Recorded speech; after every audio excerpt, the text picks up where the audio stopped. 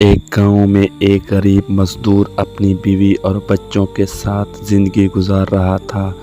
مزدور دن رات سخت محنت کرتا لیکن آمدنی بہت کم تھی اور کھانے پینے میں بھی مشکل۔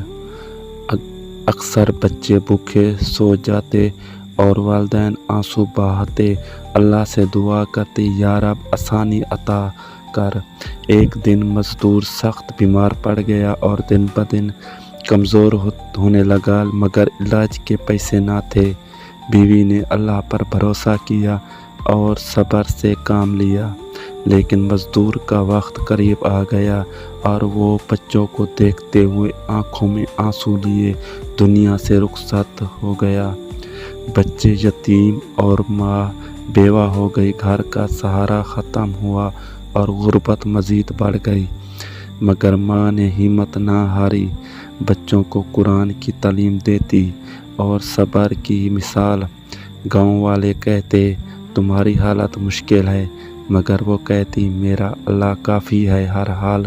وہ کبھی اپنے بندوں کو تنہا نہیں چھوڑتا، وہی سہارا اور وہی رزق کے حقیقی۔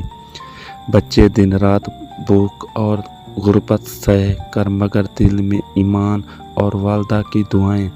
ایک دن گاؤں کے امیر شخص کے گھر بڑی محفل کا انتظام ہوا۔ بیوہ عورت نے بچوں کو بھیجا کہ مزدوری مانگ لاؤ تاکہ کچھ کھانے کو مل جائے، اور بھوکا بچہ روتا ہوا امیر کے دروازے پر پہنچا، لیکن کسی نے اندر جانے نہ دیا۔ وہ فٹ پاتھ پر بیٹھ گیا، آسمان کی طرف دیکھ کر دعا کرنے لگا، یا اللہ تو سب کا رازق ہے، ہمارے حال کو بہتر بنا، ہمیں کھانا عطا فرما اور میری ماں کو صبر دے۔ یہ دعا سن کر قریب کھڑا ہو ایک مسافر حیران ہوا اور اس نے بچے سے پوچھا، تم کون ہو اور کیوں اتنا رو رہے ہو؟ بچے نے ساری کہانی سنائی تو مسافر کے دل پر چوٹ لگی اور وہ سیدھا امیر کے گھر گیا اور کہا، تمہارے گاؤں میں لوگ بھوکے مر رہے ہیں اور تم مزے کر رہے ہو۔ امیر کا دل کانپ اٹھا اور وہ باہر آیا۔